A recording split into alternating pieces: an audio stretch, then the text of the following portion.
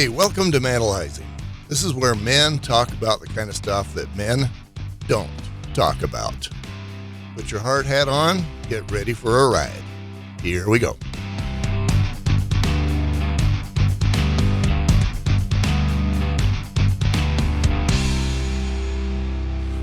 All right, welcome to Manalizing, where men talk about the stuff that men don't talk about. Pele Tautu, you're one of my closest friends, and you just got corralled today. You were here for another reason, and I just grabbed the rope and dragged you in here. No, I think this is great. So let's have the guys get to know you. I believe that it's going to be any age group of guys. I kind of suspect it's going to be more of the 30 to 50 range. And I told you that the suicide rate among men is much higher than for women, and there's a reason for that, and that's something that we're kind of trying to address. Is me and you and everybody else that I've interviewed getting vulnerable and talking about how we all have our demons. So a vulnerable interview, a vulnerable half hour or whatever it is. So let's have everybody get to know you. Who are you, Pele? Well, first of all, I'm a husband to my wonderful wife, a father to my 5 children, a grandfather to my 7 grandkids, and, friend to you, and just a guy that's trying to contribute. Contribute. Let's talk about that word. What do you mean when you say contribute? No, the world just needs to be a better place, and one person at a time we need to be better, and so I have control over myself, and so me being good, me being better, me being mindful of others. You say you got control over yourself. I don't believe that. I always thought that I had control over myself until I realized I didn't. In my case, I was lacking, certain. It wasn't testosterone, although I ran into that later. It was thyroid medication, and I found that when I didn't have it, Julie was always telling me that I was angry, and I was like, "Oh, yeah, you're right." My response versus what you did doesn't add up to me being angry. Mm-hmm. So tell me about you being in control of yourself. Well, I think you're right. We all fall short. We all we make mistakes, but setting good boundaries and knowing where the bar needs to be, to know that when you get closer to that bar, people around you feel safer. I grew up in a subculture where aggression and violence, it was part of the protocol. So there were standards set, and the punishment or the consequence, you just got your ass whooped. Let's talk about that, because every man's got his own way that he grows up, but let's talk about yours. What did that look like? Paint that for me, if you would. Okay, so I grew up on the North Shore of Hawaii. Okay. And so Hawaii, mostly Hawaiians. And so missionaries flooded the South Pacific in the 1800s, from America. And so we were indoctrinated. And as a result, a lot of us migrated, just as we have Latinos crossing the southern border. We were aware of what America meant, what it was, what it would mean to us. Mm-hmm. And so we migrated. And so we have our own subcultures. There's it's built on the pillars of love and respect. Okay. And so we're taught respect, I think, before we're taught given affection. And so when we come to the missionaries, the early missionaries of the Church of Jesus Christ of Latter-day Saints purchased some land on the north shore of Hawaii. Okay. And that land, no one was there. A few people, but a lot of the immigrants that converted to a lot of the Pacific Islanders that converted to the Mormon Church or the Church of Jesus Christ of Latter-day Saints, they migrated to that town. And so when we migrated, we were immigrants. And I don't think we were treated any different than or viewed any different than the immigrants that are just seeking a better life here in America, coming from South America. Of course, there's a lot of other things that are coming across the board that put us at risk, but that's what we were. You were immigrants. So we were. And I talk to my siblings. We talk a lot about the old days and how our parents were treated, and so we were second-rate citizens, particularly Samoans and Tongans. Yeah, how so? Because we were new, we were poor, we couldn't speak the language, and these are our parents, the generation before us. And so we're born in Hawaii, and we recognize early on that we don't quite measure up in a lot of ways, and so we have to assimilate and adapt. And so already coming from a culture where it was strict guidelines, and then being put in a situation where we have to assimilate to the Hawaiian culture and the American culture, there was a lot of pressure put on our parents. Because as long as we didn't conform, we were ridiculed or we were looked down upon, we were frowned upon. And so our parents, there was a lot of pressure on them to get us to walk like. I was going to say, what does conforming look like? Speaking proper English, dressing with matching clothes, getting C's and above in class, being able to engage a discussion. So in the Title I classes or the learning people who were behind, it was a lot of us in those classes.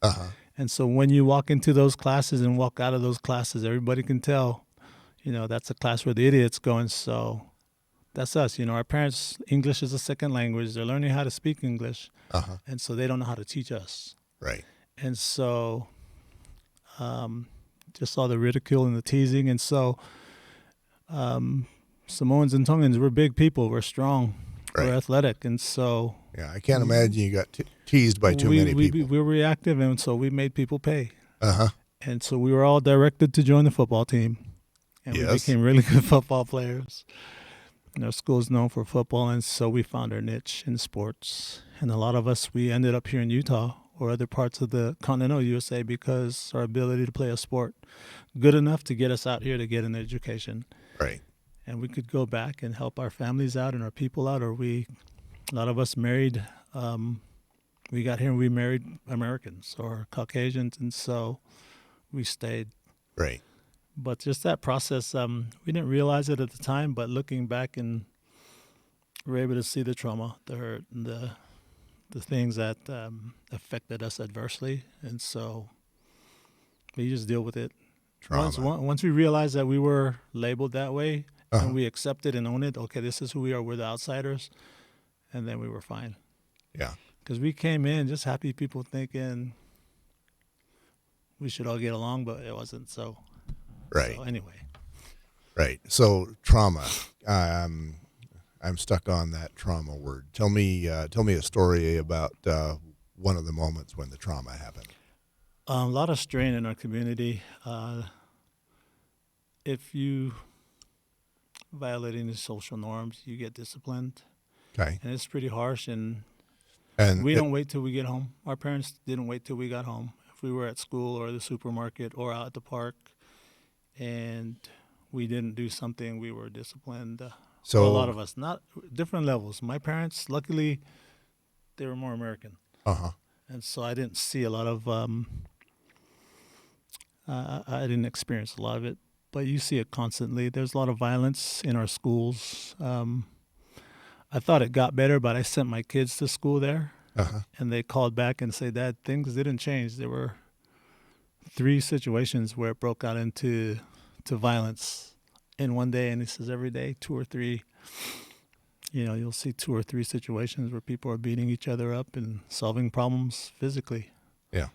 And so social norms. So you said if people are not following social norms, then it gets brutal. Yeah. Give me an example of one of those social norms. Whatever the rules are, in your home.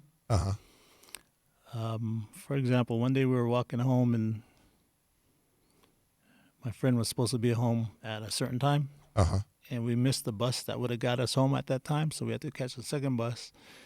And he was giving dirty spankings in his front yard, right in front of me. 30. Dirty, I mean, Dirty. just dirty spanking. What's a dirty spanking?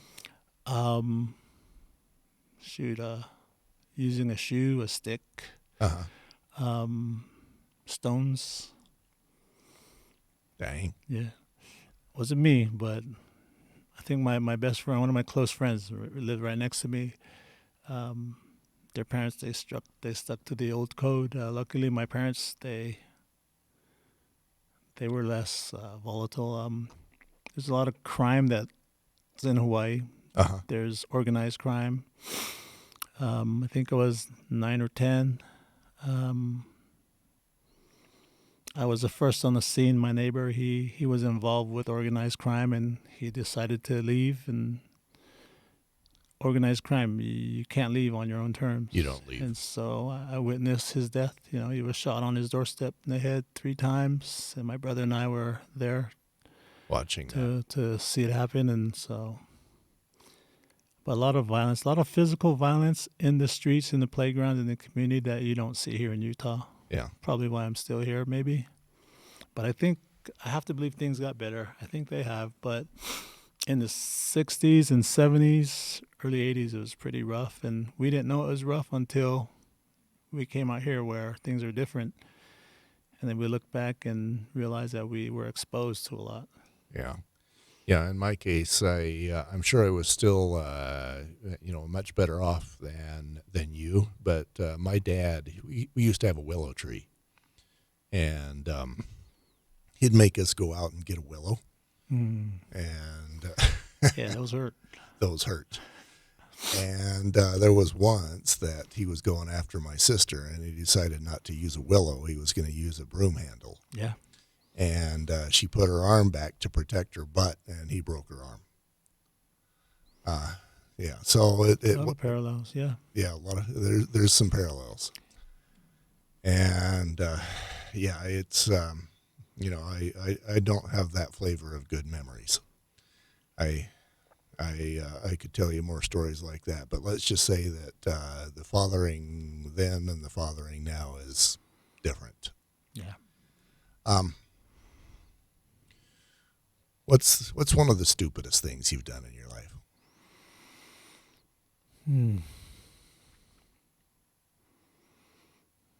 Bullying, probably. Bullying. Fighting. Yeah. Got into a fight with this one guy, Uh-huh. and we were even. He was good. We were both even. And, there's those times where you want to occupy the same space, Uh-huh. and only one of you can. And so I knew he had a hernia. Uh-huh. And for me to win, I had to attack him where his hernia was, and I chose to attack him there. And so I was the victor, Uh-huh. but that was bad form. Yeah. Bad form. Bad form, and I knew he knew I knew. What happened next? We stopped and we moved on, but I don't think everything's okay now. I haven't seen him for years, but I think what happened next was I knew that was bad form. Uh-huh. And I just committed, that doesn't happen again. There's no respect in that. Right. There's no honor. And so little things like that, I think I was a knucklehead when I was younger. Well, you were the only one that was a knucklehead. And so looking back, I felt bad. I remember apologizing at my graduation from high school to a lot of guys. Mm-hmm. And so that I realized probably wasn't as good as a person as I could have been. And so I think that kept me humble since, Right. is, I probably should be a better person. And I know I have a lot of work to do, but not too serious. I grew up in a little town, and, I grew up with the popular boys, and it got to a point where drugs and alcohol was introduced to the friend group, and I decided to withdraw from that friend group, and that was social suicide, because they all felt judged by me, and I didn't mean to judge them. I just had a loyalty to someone else, my parents, I knew their expectations. I loved my parents, even though it's kind of harsh. but my loyalties were there. Yeah. So, And how did that turn out for you? it's okay. We're all friends now, but when we were young, I felt like I probably made a mistake socially Yeah, when you're that I 16, regret. 17, you Yeah. think the entire world is hinged around that Yeah. particular week. They're all good guys, though. Yeah. So, Well, hey, you maintained their respect, sounds like. hopefully. Yeah. Okay. Talk to me about what your man card means to you. What are the corners of the man card? The pillars, the corners. Yeah. There has to be loyalty, accountability. I got married and I had 5 kids. Uh-huh. I had no plan, had no education, no marketable skills except for the ability to play a sport. Right. And I wasn't even that great at it, just good enough, right? Right. And so I get married to my wife, and before I know it, I'm ill-equipped to provide for the needs of my wife to the standard that she's used to. She grew up here. Uh-huh. Her dad was a successful businessman for a while. Uh-huh. And I couldn't provide that standard, but my wife, she devoted herself to me, and she said, it doesn't matter what we have as long as we're happy. And so my kids, so I just burned the candle on both ends, did whatever I could to make sure they got all their needs met. But I think for me, providing and being responsible for the people that you love, your kids, and your family, and then also your loyalty to the people that created you. Your parents, they raised you in a certain way, and so to show my respects to them, Mm-hmm. I try to live my life in a way that they would feel happy. And so to me, that's the most important part. And if you can't provide for the needs of your kids, then you sacrifice everything you can to make sure they get it. There's old cycles that we've all experienced, and the negative cycles that kind of contribute to your vices. Your job as the man is to make sure those negative cycles don't live past you. So you do the best you can to make sure that your children don't repeat that cycle. Right. And so, Tell me about a couple of the negative cycles. for me, just culturally, anger wasn't something that we put in check. Uh-huh. Anger was a value. A value. Aggression was a value. Your ability to protect yourself and win in combat, basically, or in a sport, Uh-huh. the competitive arena. We went into football games. It wasn't just a game for us. We were gonna literally kill you and eat your flesh. That's a mindset. Right. Everybody say we're amazing football players or whatever, but we went in with one goal in mind, is that was to destroy you. Right.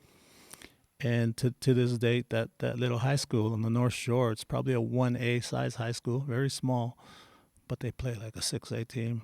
They're constantly putting athletes in them, but it's because we've instilled that level of play. But that's on the surface. They see we produce great athletes, but underneath the surface, back in our time, it was just war. And so that mentality and mindset doesn't go away. And so when I came here to Utah and got married, that was my mindset as a dad. And I didn't have a community to validate that mindset. Oh, yeah. I lived here, so I was the only one amongst all these here in the Utah Uh-huh. that had that mindset, or maybe a few other Polynesians. All those South Pacific Islanders, we had that mindset, but there was no reinforcers for our kids. And so I had to break that cycle. I had to change everything about me to salvage my family. So, yeah, all the rules, all the things that everybody just accepted as being true and nobody argued. All of a sudden you move here and It's illegal. It's illegal. It's wrong. It's bad form, all of it. Yeah. And so my wife, when it came to the surface, we realized, we have a problem here. Pele, you need counseling. I said, okay, I'll go get counseling. And I told her, but you need to give me time. We're talking 24 years of programming. I Right. was conditioned this way. It's not going to go away overnight. So you need to give me time. I'll work on it. And I promise you, if you just stay with me, at some point I'll get it. Uh-huh. We've been married for 30 years, going on 31. And I've been making just enough effort to make the cut. But you know what? I think what did the trick was my kids and my wife saw me trying. Uh-huh. They just saw me trying. Even though I fell flat on my face over the years, they just said, you know what? And to them, it was honorable. And so my family's still intact. And the damages that may have occurred as a result of that, and I work in the therapeutic industry. Uh-huh. And so I worked with a team of therapists for years, and it took me working in that environment alongside amazing therapists for me to piece everything together, for me to understand what I had to do, because I was teaching and working with kids that came from the same situation here in America, Uh-huh. really sad situations. And as I helped them work through their stuff and I could relate to it, I was a witness, firsthand witness of what the therapeutic process was for them to overcome and heal and move on. And so it took me years of working alongside therapists So to maybe overcome my own obstacles. your choice of profession was perhaps a gift from God in giving you those lessons for yourself as well. Yeah, it's a blessing. I didn't know why I was there, but now looking back, I don't think I would have gotten to where I'm now Uh-huh. without going through that process. If I was a car salesman or selling whatever, or I don't know, mechanic, Uh-huh. You don't get those a lessons. contractor, I don't know if I would have got the lessons. Yeah. So you came here, and what I'm hearing is you came here. You've got a local wife. You've got kids who've never been to the North Shore. They've never been to Samoa. Mm-mm. I tried to say it right. You said it perfect. And so you're kind of an island. I mean, you're the one who knows what your upbringing is, but that is totally from Mars, as you're the only one who knows what those rules are. Yeah. You can't, you probably want to live that way, at least to some extent. You miss that, and who'd you talk to about that?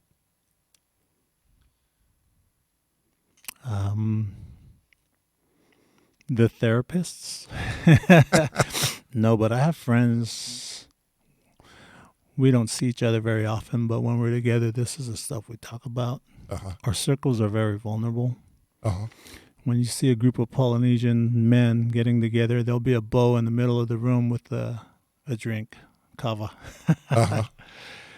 And when we're together, we just have a good time. We connect and we provide support to each other. So you actually go there. You can talk about how you're an island. Yeah, well, that's there, but I haven't been going for a while. Uh-huh. I've been gone for years. I mean, my friends, they still get together in the valley. I just haven't been for a while, so I'm kind of isolated. And in the valley, what does that mean? In Utah County, Uh-huh. or even Salt Lake County. And There's a lot of us here. We're scattered throughout that valley, and when we're together, it's like we're never apart. Right.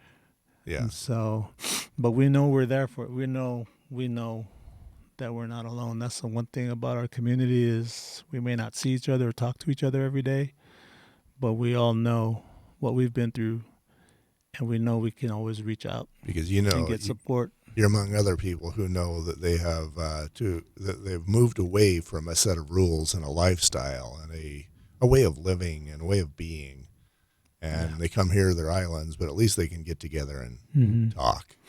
Yeah. Are these people that you can also talk to about? Let's say that you have a drinking problem. Yeah. Yeah. You come as you are in our circle. Uh-huh. There's no exclusion. The only exclusion that exists is if you exclude yourself from the group, and then to an extent, I've done that. And one, my wife's Caucasian. Uh-huh. She has different expectations. And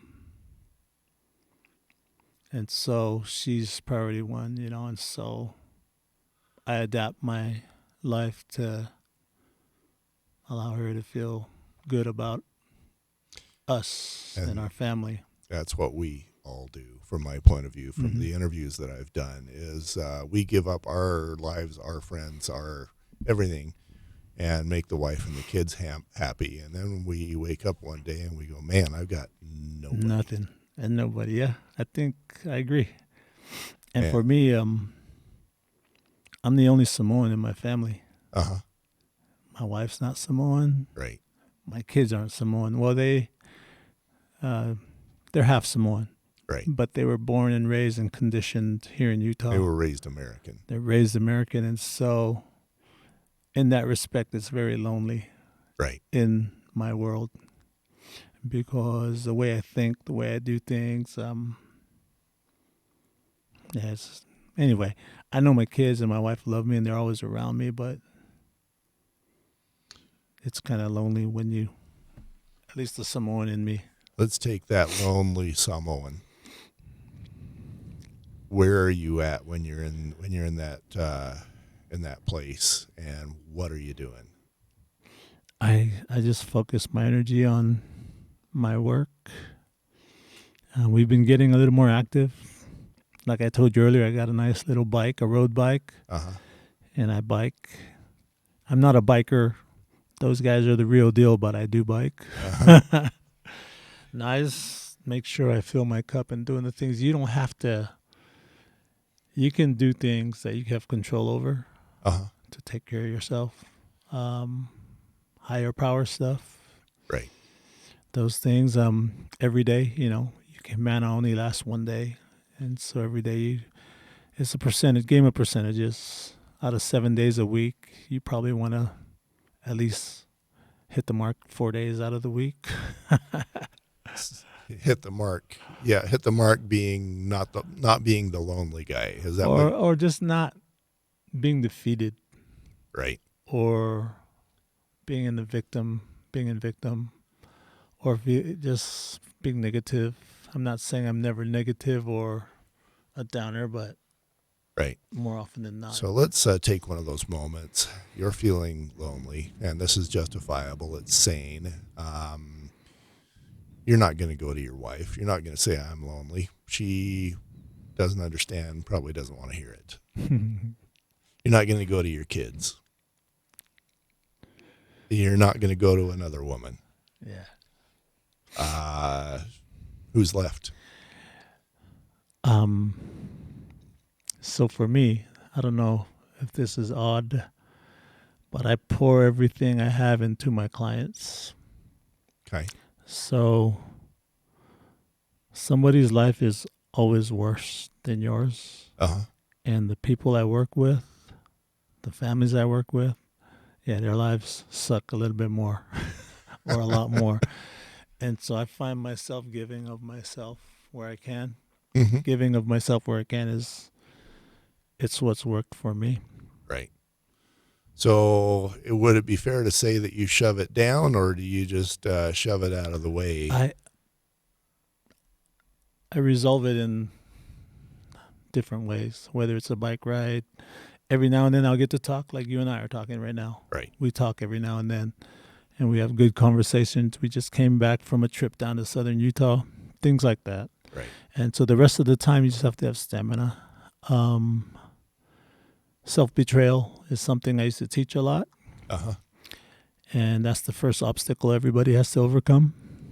And in this case, does self-betrayal basically mean I feel lonely and I'm not going to talk to anybody about it and I'm not going to acknowledge it or deal with it?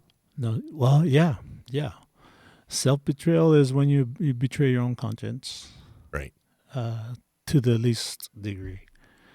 And so a lot of the kids I teach, the first obstacle they have to overcome is self-betraying thoughts about themselves, attitudes, Right. behaviors, actions. And so that's the same with you and I. I find it ironic that as men we like to think, I'm a man, I'm tough, I can handle anything. If there's a problem, I'll solve it. And we think we can do that with everybody. The wife comes to us with a problem, we'll solve it. The kids come to us with a problem, we'll solve it. The coworkers will solve it. You come to yourself with a thing like I'm lonely, and I don't know the difference between shoving it down and pushing it out of the way. It might be the same thing, but we don't solve it. We just push it around. Yeah, we just swallow it, digest it. And then it comes out badly. Yeah. Yeah. And then, sometimes you're only lonely for a little while. Uh-huh. Might not be that long. And then I think that's something we have to overcome. Being able to tell our wife, I need some time. Uh-huh. That's hard for me to do, but that's the advice I got. You know what? If you're not feeling like your wife's there for you, you need to communicate that to her. And that's what Julia said to me 1,000 times. And I'm going, oh, wow, you're right. And we stink at it. We suck. We suck bad. No, but you know what? It's a game of percentages, and I think if you get it right more often than not, you always put yourself in a good position. And so it's maybe not perfect all the time, but it's good enough. And that's okay. Doesn't have to be perfect. Yeah, and so, it's funny because our wives are very ambitious and independent. Right.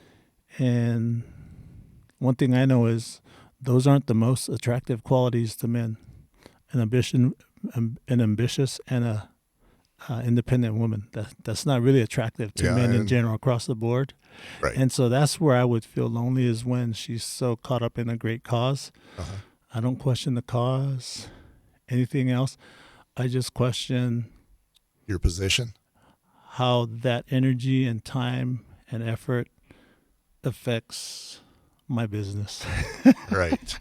And so that's the hard thing that we have to, and McKay, we talk about that. And she's very witty and sharp, and so I got to be careful. I got to come in prepared, or else she'll devour me, But, and so in some situations, I think we have to man up.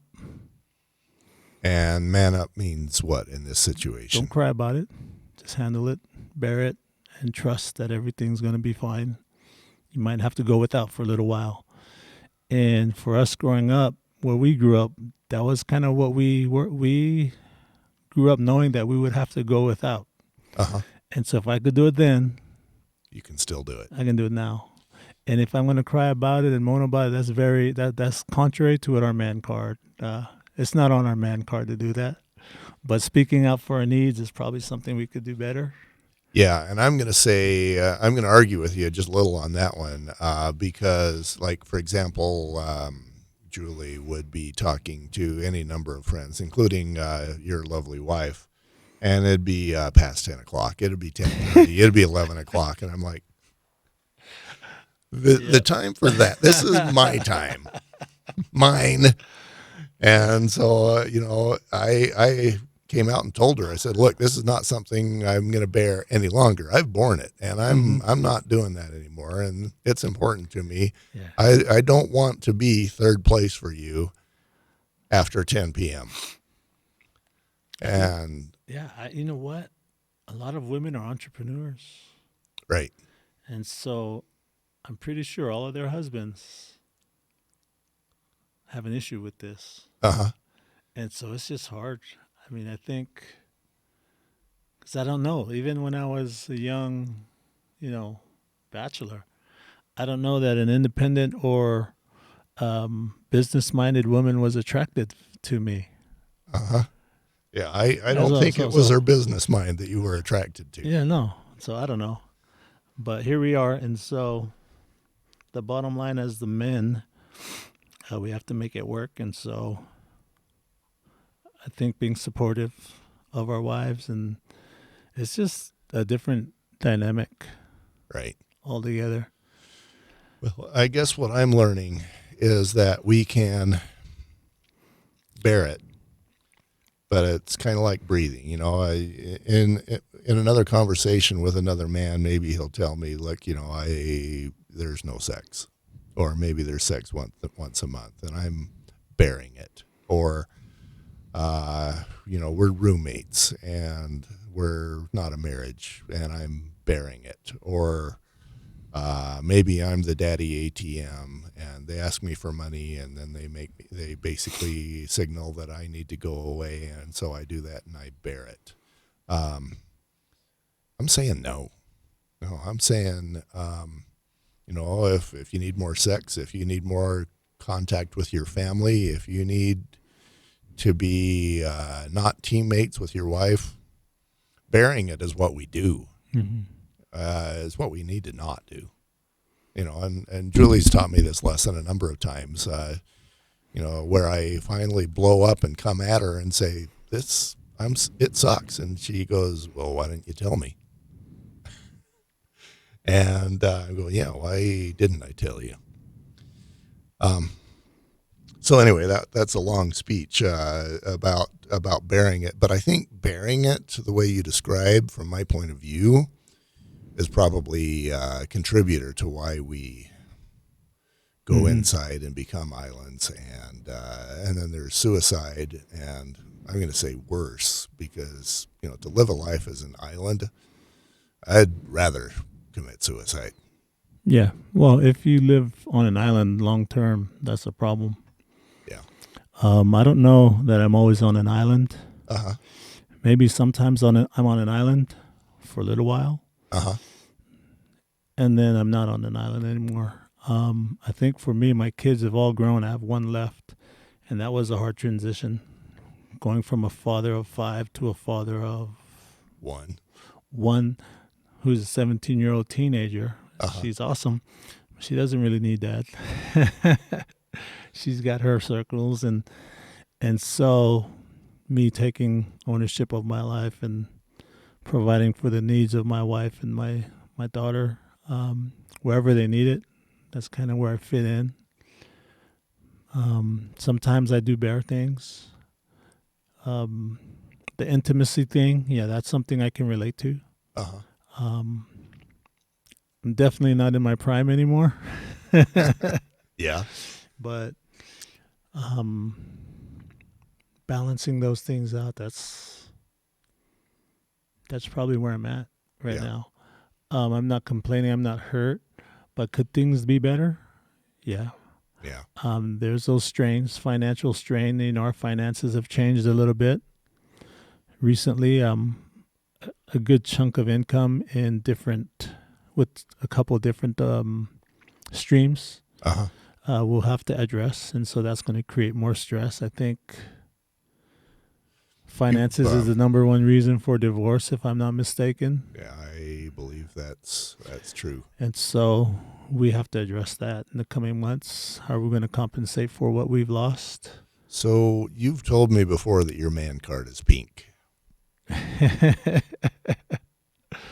What are you talking about? What does that mean? I can't remember when I said that. I don't know if I was saying that in jest, but if like I said earlier, if I'm not taking care of my responsibility to my wife, to my kids, mm-hmm.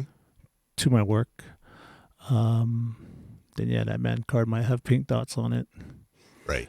But part of the man card is me taking care of me first. Right. And so I think over the last year or so, I've made great strides in that. And part of it is just being associated with good men like yourself and the circle of friends we have. But just the action phase. As we get older, we hang the sneakers. And looking back over the past 30 years of my life, I think that was the biggest mistake I did, was hang the sneakers. Not being active anymore. I gained I think I got up to about 320 pounds. I was idle. Uh-huh. I just thought, okay, that chapter is done. I need to move on and just be a dad. And all of my energy went to my wife and my kids. All of it. Right. At the expense of my own well-being. Right. And so finally I decided, you know what, I made a big mistake. And so I've lost a lot of the weight. Still have to work on my health, but just me and my relationship with myself is where I think I'm able to make the difference, Garth. What was the lowest part of your life? And the follow-on question, I'm going to give you that right now. What did you learn from it? I think the lowest was when I realized I couldn't provide for my wife and kids to the standard that I thought I could, that I felt my wife and kids needed. And so I felt like I was embarrassed, actually, because I think I left the islands coming to America, continental America, with these big dreams, in sport as well. But then looking back, I realized only in hindsight can some of us see this. Some of us are more gifted than others.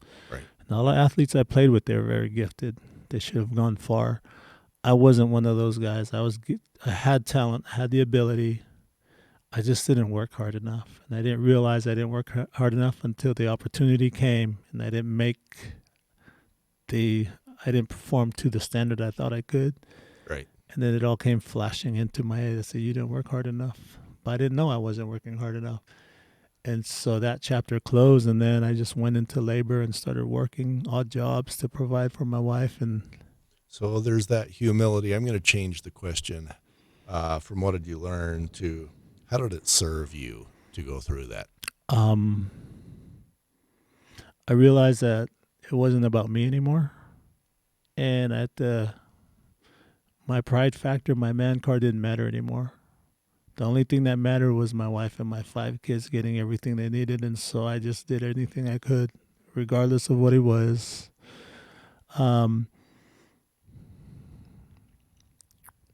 There's just, I just, in my eyes, I didn't feel like what I did to bring home the fatted calf. I don't know if I even brought home the fatted calf. I brought home enough to make ends meet.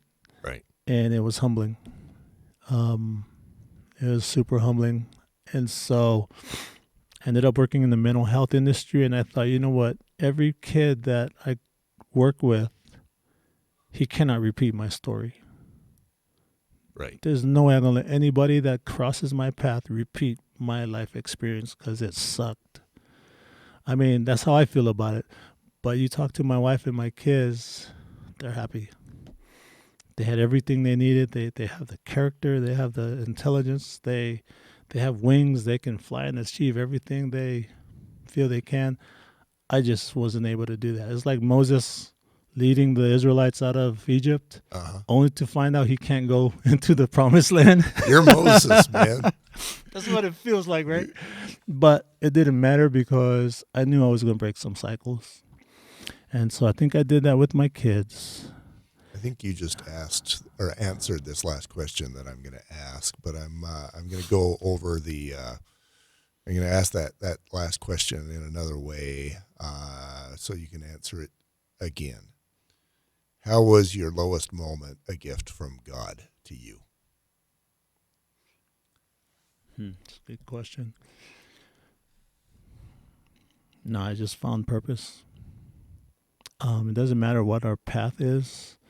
I think what I failed to realize is God is in the details more than I ever imagined he was, in every detail. God has access to us, our past, present, and future at all times. Omnipresent, right? Right. And so he was the one that showed me that it doesn't matter what your path is, he's going to work his magic in your life.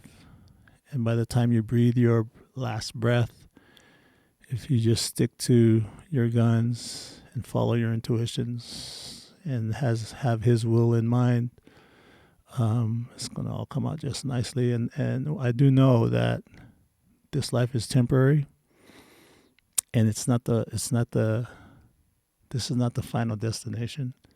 This is a testing phase. All the struggles we have as men, it's by design.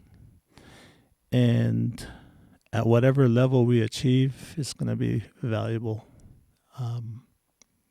We'll be men after we die, and we're going to learn from this life experience. And the cool thing about it is we'll process all of it together with the master in our midst, you know. And so I think having hope that there's more and that this life is temporary and that, you know, there is a higher power and that God's in the details and we have a Savior, which with each passing year, that becomes more and more evident. And so it allows me to get through hard times. And I think a lot of it is we get wiser over time, and so we avoid a lot of the difficult things. A lot of the people I deal with, they haven't figured things out yet. They've been in this cycle of dysfunction, toxic relationships that they never really learned the reality that the joy that we hear about in heaven when we die, that wasn't the plan. That's not the plan. And so like your podcast right now, it's talking about what we can do to experience the joys today, right here and now. Heaven's not in the future, it's now. And so I think we've all experienced glimpses of that. And throughout every day, I think there's moments where we can experience it. And so as far as my life, it may not be honorable to man in the eyes of men, but between me and my higher power, I'm a freaking rock star. That's all there is. And so he knows and I know, and it may not be shiny and bright. I may not be a high value man in the eyes of the world, but my kids and my wife will probably tell you different. I think they would. They're good kids. I love them. Yeah, thank you. Thank you, Pele. You're welcome.